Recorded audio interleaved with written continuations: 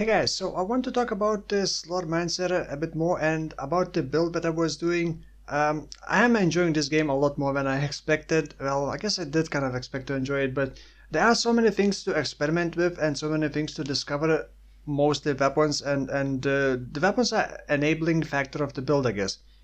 And I want to mainly talk about the build that I'm doing. It's not very often that I get to enjoy a truly reflect build in an action RPG game. And this is truly a reflect build. The more damage I take, the more damage I reflect back.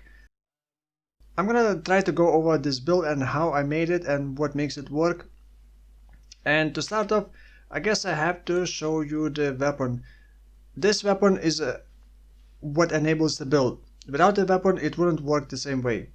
Unfortunately, I cannot tell you where to find the weapon. I think you just find it randomly, or maybe it is not that random. Maybe at some point you just find it eventually. Compared to other players that are playing along this game, it seems like we have pretty much the same weapons, so I guess it's not that random. At some point you get this weapon. After you defeat 42,000 enemies, you get a primordial version.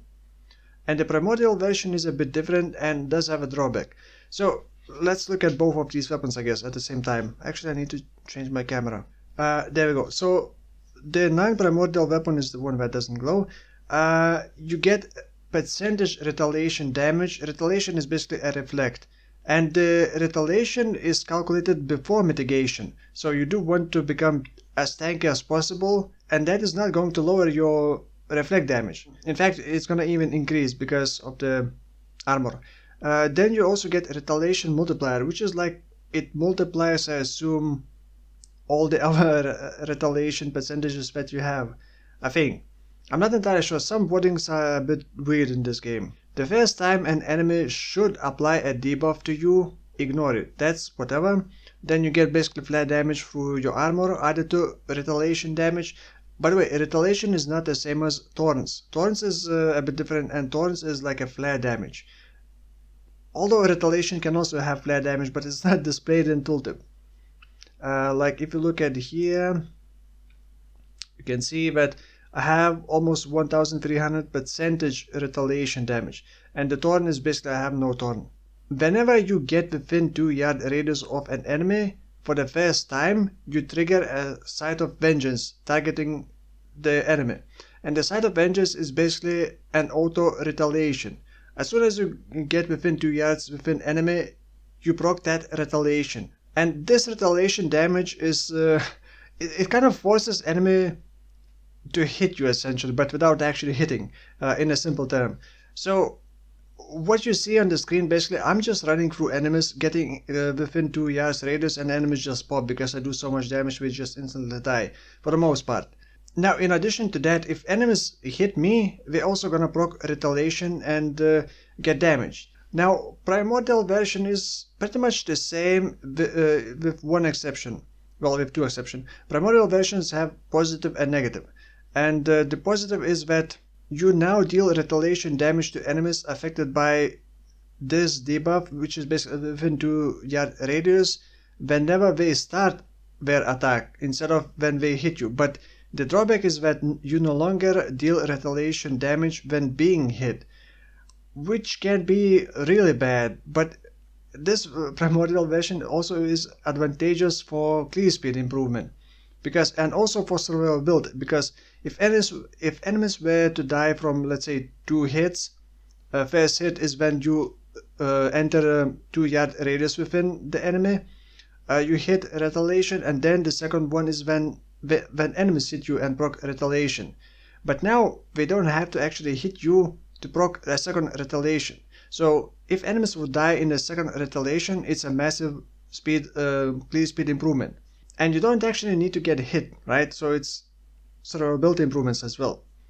However, some monsters like screeching bats, if you are, let's say, outside the 2-yard radius, enter the 2-yard radius, you proc the first retaliation, but then the second one, you don't proc it until the bat starts a new attack. So in some cases, some enemies don't even attack you, which can be very difficult to kill them. However, you can still manually proc the Sight of Vengeance within 2-yard radius. Now enough about the weapon. The rest of the items, essentially you're gonna have to get as much armor. Like I said, armor gives flat damage to retaliation, and also try to survive, right? So you also need to get like block, armor, all sorts of mitigations like all damage reduction, elite damage reduction, melee, projectile area damage reduction. I don't have a lot, and I can do up to tier, sorry, not tier, up to VRAF 8, but VRAF 8 is a bit too difficult. VRAF 7 is what I'm farming right now. To show VRAF 7, what modifiers it has, well, these kind of modifiers. The Slorm Temple, by the way, I am pushing, getting close to the end. 150 is the final boss, and you unlock the final artifacts. Because the higher RAF level you go, the higher RAF tier you go, the more damage monsters gonna do. That also means the more damage you're gonna do. So you don't necessarily need to focus that much on damage, and I have been focusing quite a lot on damage, which is getting percentage retaliation damage, and I realized that I don't need that. I can even do RAF 10 monsters. I can, well, defeat them, but I cannot really survive.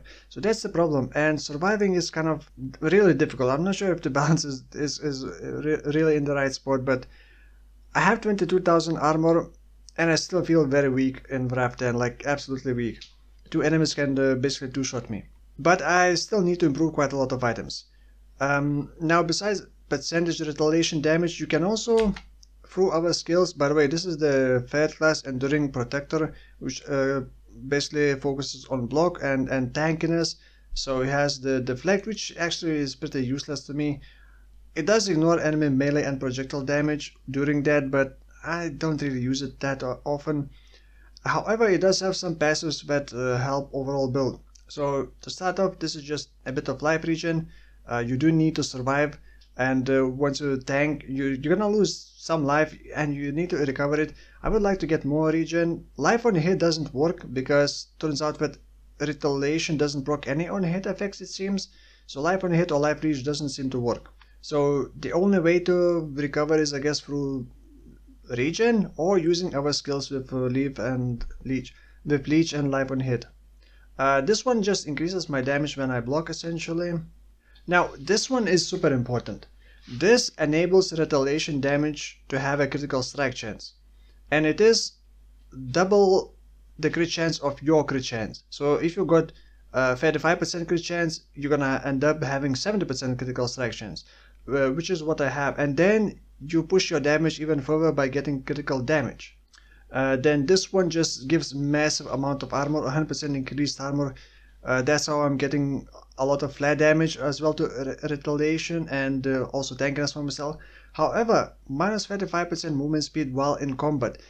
A very easy way to counter that, like absolutely easy way, using the movement speed ultimatum. You basically set your movement speed to whatever ultimatum says, and it cannot be reduced or increased. So you just keep upgrading it however much speed you want. I actually don't know what's the highest level. I'm not sure if tier 10 is the highest. I think it can even go higher. So you just counter that drawback. And then this one basically doubles your body armor stats. So you want like really good body armor that has a lot of critical strike chance, retaliation percentage, armor, all sorts of things. So my body armor has quite a bit of retaliation. I still need to upgrade it. The stats are also kind of weird. Mods are weird. The base stats can roll, well, the base stats can have 2 mods at the same time, and then epics can have 3 mods, and the magic and rare can only have 1 mod line. And sometimes you get higher rolls on a base stats than on epic stats, which is like really weird. I'm not used to seeing this kind of effect, but hey, you get 3 stats, I guess.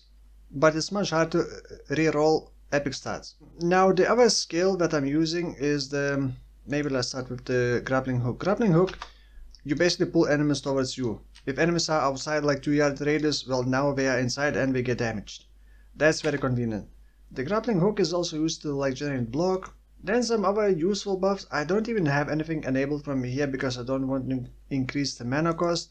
I don't really want to blind enemies because actually I'm not sure if blinded enemies could still hit you, could still proc retaliation. Maybe it can, but I don't know. But then again, I cannot really sustain my mana cost without getting more mana regen. Then this one, since it doesn't increase the mana cost, I picked up that, but that doesn't really do much damage because I don't really have skill damage. My damage is all mostly through retaliation and armor. Then this crest shield, it does have some passive stuff. You don't really even need to use it. You just have it in the primary or secondary slot, and it will give you passives like this one. As long as the crest shield is equipped, you cannot have less than 15 stacks of block. The stacks of block essentially means the chance to block, but it works in a bit different way. If you block, you lose all stacks, but with this you don't lose all stacks, you still remain at 15 stacks. This one is not really useful. Inner fire just swirls around me hitting. Actually, if you have life on your hit, the inner fire can help with the hits, I believe. I'm not entirely sure if it does. Then this one essentially generates block, 1 block per second. Now from the attributes, I almost forgot what else I need to explain. From the attributes, I actually picked up a lot of these things. What is this called? Determination. It does have some mitigation. You do want elemental resistances because I mainly focus on armor, but I do need to get more elemental resistances somehow. And this mitigation percentage is not static. It is dynamic based on enemy level and difficulty essentially. So from these, I am getting, as you see, some mana regen, maximum life, which I need, elite damage reduction, so elite monsters do less damage. I'm also getting some, well, life on hit, which isn't all that great, but it does help when you use like the grappling hook and tag a lot of enemies at the same time. You basically get healed. Then you have 20% damage to elites for every elite within. Yes, I'm not entirely sure if elite damage affects the reflect damage or retaliation damage, but in Wrath 8 I believe I was hitting up to 800,000 with a critical retaliation damage. So I guess it is working. Then you do absolutely want this as soon as possible once you get the right passive, because you do want the critical strike chance, which gets doubled. Remember, it gets doubled. And then obviously life armor tankiness. You do want this, especially this one early on. 25% of your armor basically will add flat elemental resistances, which you also need. And then from the Ancestral Legacy, which I call a passive skill tree, I am mostly just getting life, resistances, armor, and yeah, LRS, elite damage reduction as well. I was experimenting with different things. There's a Thor node, but you're only getting 5% retaliation, which is like nothing when you already have 1400 percentage. So this is not really worth taking, and other than that, like, you're not really gonna be getting anything good. And like I said, life leash or life on hit doesn't work with retaliation, so I'm not sure what else to take. If you got any like suggestions or ideas, let me know in the comments below.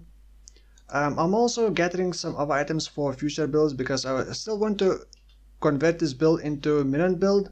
There's a minion sword of necromancer basically, which allows me to summon skeletons, but they reserve quite a lot of mana, and you do need mana to give them life basically. So I'm gonna be experimenting with that. And another reaper that I want to experiment is this thing, spinning black holes, and that looks so cool, and I assume it's gonna be a bit difficult to play. I don't want to sidetrack too much, but I'm gonna be experimenting with different builds, and I'll probably post a video. If not, you can jump onto my stream and check what I'm doing. Links will be in video description. Since this is kind of my first build video for this game, I have no idea what I missed or what I still need to explain. I didn't level this build as a reflect build. I was playing with my previous video about this game. I was using cyclone skill and using this class to proc meteors essentially, and then later reworked into that, because like I said, if you do not, until you get this weapon, you shouldn't really do this build. You can, I guess, still do a Torrents build. I haven't tried actually Torrents build. Torrents is not scaling with the damage that you take. It just, like, even if you take 1 damage, you're still gonna do the amount of Torrents damage. And you can also scale it in a similar way. There are weapons that scale with Torrent damage, like this sword. I still haven't evolved it to see what it has, but it is giving Torrents damage, then some shield and Torrents multiplier, stuff like that. So yeah, that's pretty much it for this video. I guess thank you for watching, and I'll see you in the next one. Bye bye.